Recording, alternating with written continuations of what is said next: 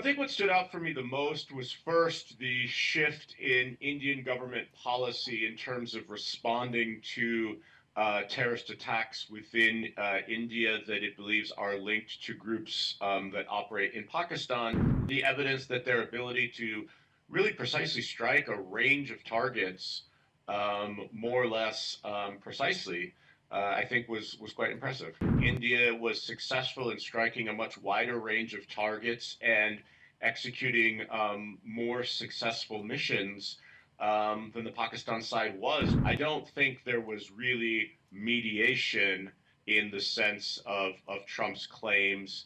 I think though, we have to sort of take what he says with a grain of salt, but it wasn't the case that this was brought about by pressure or um, you know, mediation in the way Trump described. Operation Sindoor is the new baseline in terms of how India will respond in the future to terrorist attacks that are reasonably credibly linked to Pakistan or perhaps any of its neighbors. Appreciate you being on this broadcast. Given your expertise on the South Asian security, uh, how would you characterize the current India Pakistan crisis?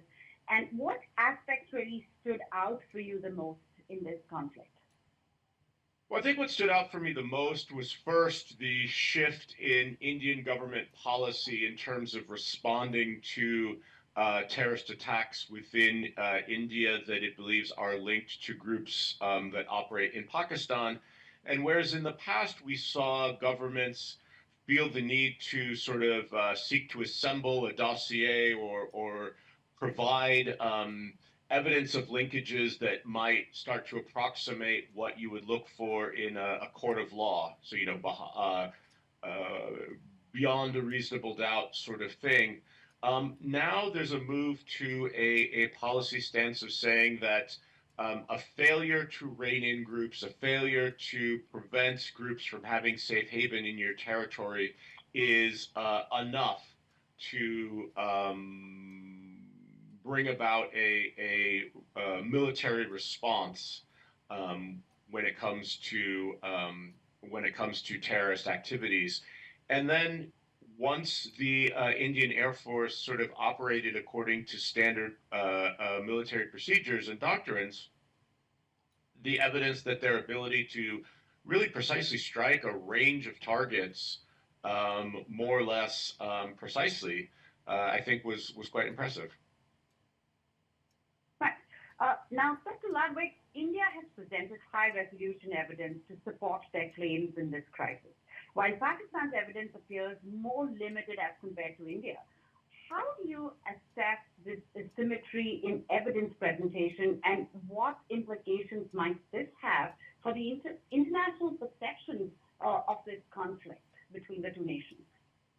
Well, I think the evidentiary basis is probably linked to the amount of activity. I think India was successful in striking a much wider range of targets and executing more successful missions than the Pakistan side was, which sort of explains why there's so much more information, images, and so forth in the open domain that would appear to corroborate the majority of the Indians' claims versus Pakistanis.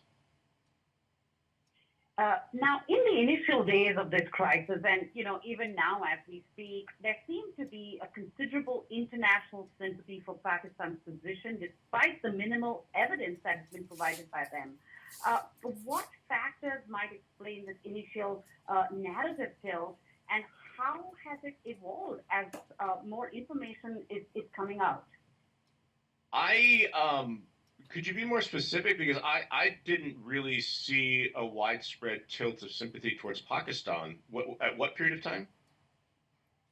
For example, when J.D. Vance was in India, he talked about, terror and fighting terror, against countries who initiate terror. And then you had the gradual shift about the U.S. saying that, okay, it's none of our business. And then you say, talking about, India and Indian and the Pakistani prime ministers are great leaders. And, we've brokered peace and all of that. So, there was like a tilt in terms of the narrative. Um, Do you have anything to say on that? Yeah, I don't. I mean, I think many Western governments, Russia, even China, in the immediate aftermath of the attacking Kashmir, all talked about the need to combat terrorism. The outpour, the statements of sympathy with India, I think were genuine. You didn't have Indian diplomats running around trying to get governments to say these things. And then, I think the U.S. position in particular was slightly different from the first Trump administration when in 2019 they very clearly gave a green light to New Delhi to sort of do what it needed to do after the Pulwama attack. Um, you saw more a return to language of, we call for restraint on both sides, but, you also saw that from the Russians and from others. So I wouldn't necessarily see it as a tilt towards Pakistan or sympathy towards Pakistan. I think rather most countries kind of defaulting to their standard set of responses when there is a South Asia crisis. Correct. Now, some observers have noted that certain international actors appeared quick to accept Pakistan's framing of events before substantial evidence was really available. What geopolitical dynamics might explain this pattern, and has it affected the international community's ability to mediate effectively? Could you be kind of specific about which narrative from Pakistan? Like the China equation with Pakistan, the UK and the US having a tilt towards Pakistan at this point? I guess I don't see any evidence of a tilt towards Pakistan, so I guess I'm not really clear on what your question is referring to. Right. Now, the US has claimed to be brokering peace in this crisis. India has rebutted these claims and said no mediation is on the table. What's your impression of what happened and what's President Trump's claim in this regard? Yeah, so my impression of what happened is that the U.S., among other countries, was in conversation with both sides. We know Vice President Vance spoke to Prime Minister Modi. We know Secretary of State, National Security Advisor Marco Rubio spoke to Dr. Jaishankar. I think similar conversations were probably had with the Pakistani Prime Minister, with the Pakistani Army Chief. To kind of open up lines of communication and then to get the DGMOs speaking to each other. I don't think there was really mediation in the sense of Trump's claims. I think though, we have to sort of take what he says with a grain of salt, lest we think that, Kashmir has been a disputed point between India and Pakistan for 1,000 years, which he also claimed.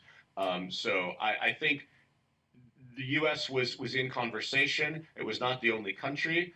I think the particular dynamics of the crisis de-escalation was, a lot about the desires of the two parties involved, the two principals involved, who both, when an off ramp was presented or developed, were willing to move towards that for their own various reasons. But it wasn't the case that this was brought about by pressure or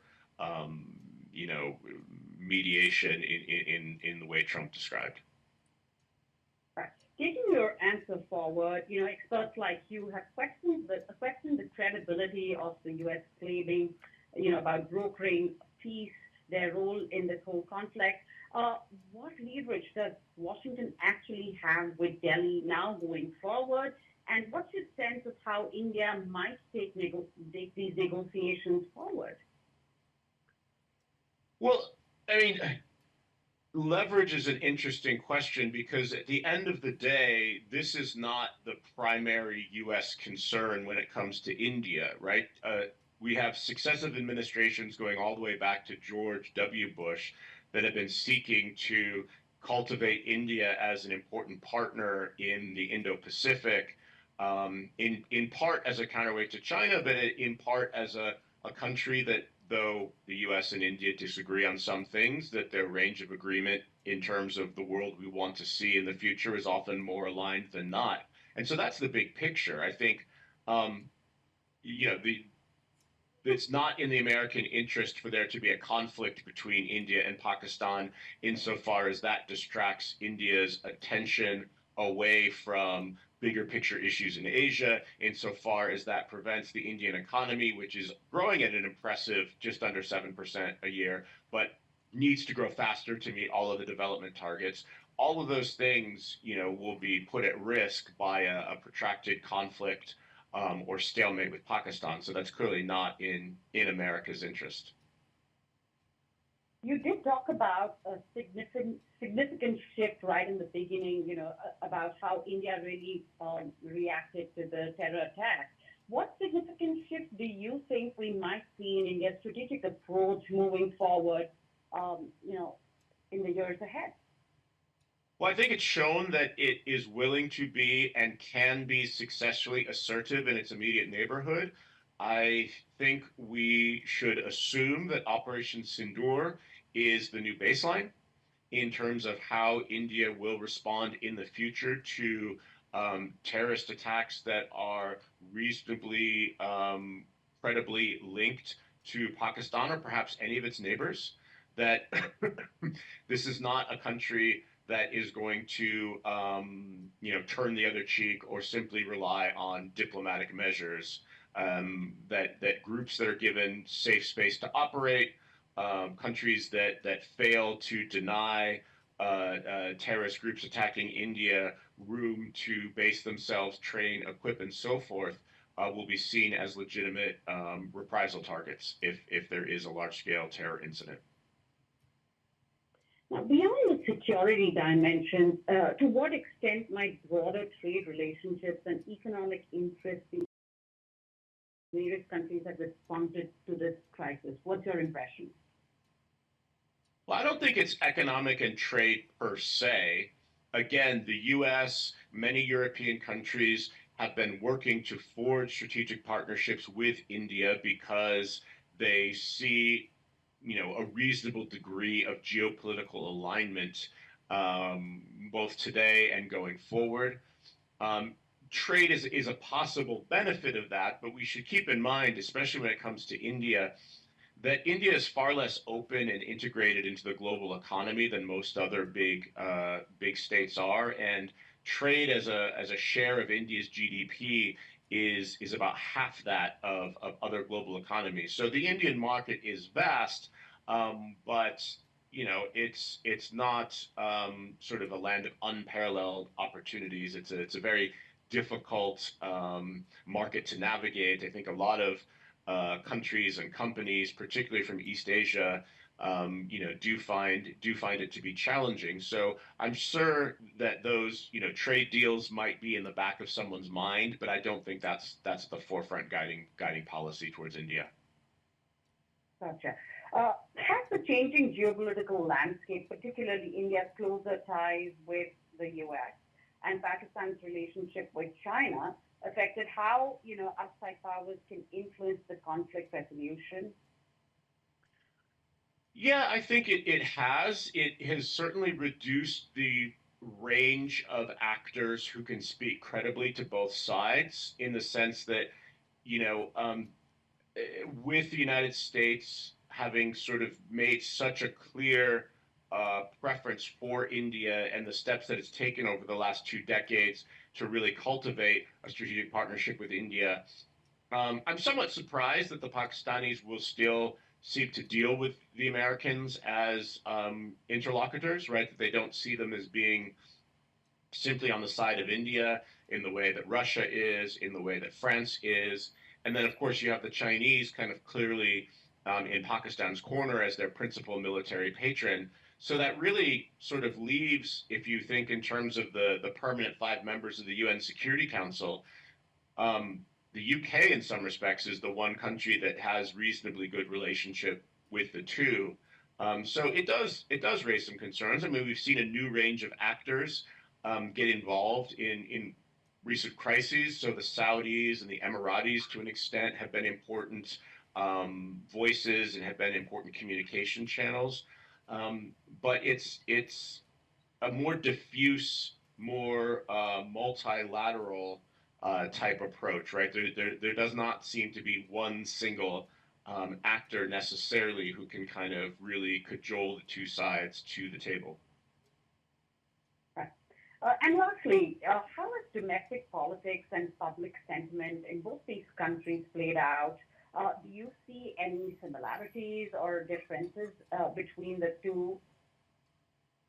Look, I think both governments have activated their populations and created some very, high expectations in terms of um, defending national honor, seeking retribution. I think, there was a significant gap, if I could say so, between Prime Minister Modi's rhetoric and the sort of very carefully, specifically calibrated uses of force carried out by the Indian military. I think in practice, quite careful, quite nuanced. I think in rhetorical terms, quite sweeping, quite strong. And similarly on the Pakistani side, right?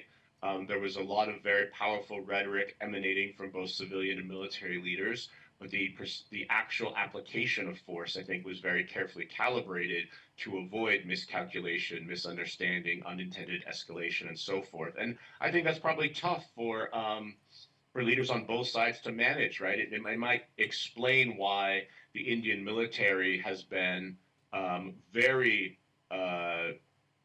untransparent in sort of explaining and discussing operations on day one, why they've refused to really engage with the facts surrounding aircraft losses and so forth, which is effectively, seeded ground for anyone with a social media account and a conspiracy theory about what may have happened. And it's quite unfortunate that they've let that narrative go.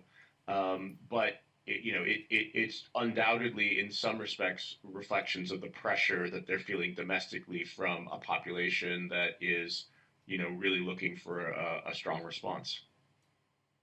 Right. Any closing thoughts? Anything that you'd like to dig deeper into? Just that, we really, this is a really watershed event. Now I'm speaking as an academic here, that we are in undiscovered territory, in the sense that we have no historical examples of multiple uses of air power by two nuclear armed states against each other. I think some of the media rhetoric around nuclear risk and so forth is overblown. And again, the two sides in practice actually seem to operate in a quite restrained and carefully calibrated manner. But there's a lot to study and learn from this particular episode, because this is the first time we've had this happen in history.